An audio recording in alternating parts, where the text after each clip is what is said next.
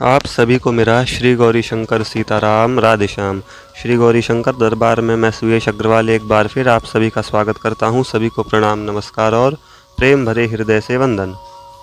तो पिछली वीडियो में 50वें पद तक हो गए होंगे, यदि आपने सुनी होगी तो उन पदों में क्या था कि मुनिवर विश्वामित्र राम जी और लक्ष्मण जी को लेने आए हैं अपने संग ले जाने के लिए। तो अब आगे के पद शुरू करते हैं। इस वीडियो में 3 पदों का पाठ करेंगे, यानी 51, 52 और 53। तो चलिए शुरू करते हैं। 51वां पद कुछ इस प्रकार है कि अब क्या होता है। मुनिवर विश्वामित्र जी के वचन सुनकर महाराज दशरथ जैसे एकदम ठगे से रह गए। उनके नेत्रों से अश्रुधार बह निकली, यानी आंसू उनके रुके नहीं। ऐसा क्यों हुआ? क्योंकि उन्होंने कही थी दशरथ जी ने कि आप राम जी को छोड़कर कुछ भी मांग लीजिए, मैं सभी कुछ दे सकता हूँ। अब विश्वामित्र जी लेने ही राम जी को आए थे। उन्होंने कहा मुझे तो राम लक्ष्मण दे दो। तो अब उनके पैरों के नीचे से जैसे ज़मीन खिसक गई, वो उन्होंने आश्चर्य में डूब गए वो बिल्कुल। तब जब ऐसा होने लगा तब गुरु वशिष्ठ जी ने उन्हें समझाया कि महाराज दशरथ, ये आपके पुत्र के साथ साथ भगवान श्री नारायण जी भी हैं और इनका अवतार लेने का हेतु ही यही है, यानी कारण ही यही है। ये राक्षसों का वध करने के लिए ही तुम्हारे घर में जन्मे हैं।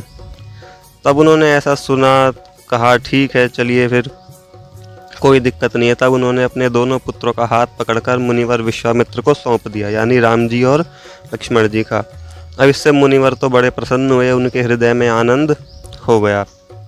अब मुनिवर विश्वामित्र उन दोनों की छवि को देखकर क्या कहते हैं कि भगवान करोड़ों कामदेवों के समान शोभायमान हैं और मनमोहक हैं, और जिसकी भी दृष्टि उन पर पड़ती है उसी का चित्त उनमें बंध जाता है, यानी वो फिर उनसे भगवान से दृष्टि हटा ही नहीं पाता। यह था 51वां पद। अब 52वां क्या है देखते हैं।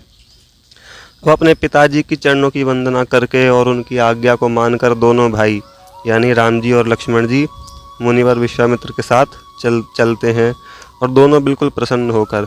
अब देखिए दोनों कैसे लगते हैं।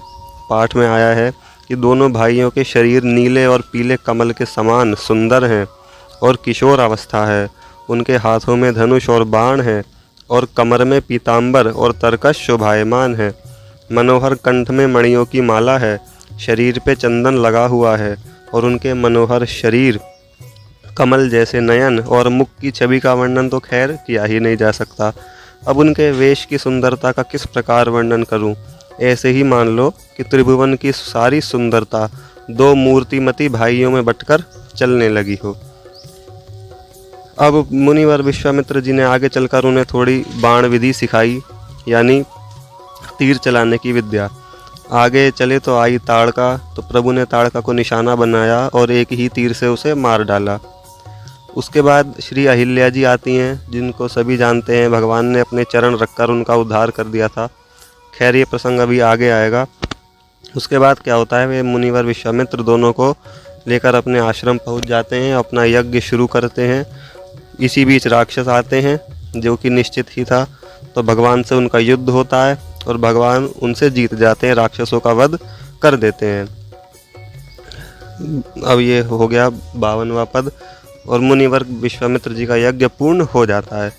53वां पद देखिए क्या है कि जब यज्ञ उनका पूरा हो गया तब मुनिवर विश्वामित्र उन्हें कैसे देखते हैं, उनकी लीला क्या हुई, महिमा कैसे गान करते हैं कि मुनि के संग दोनों राजकुमार अति शोभायमान हैं।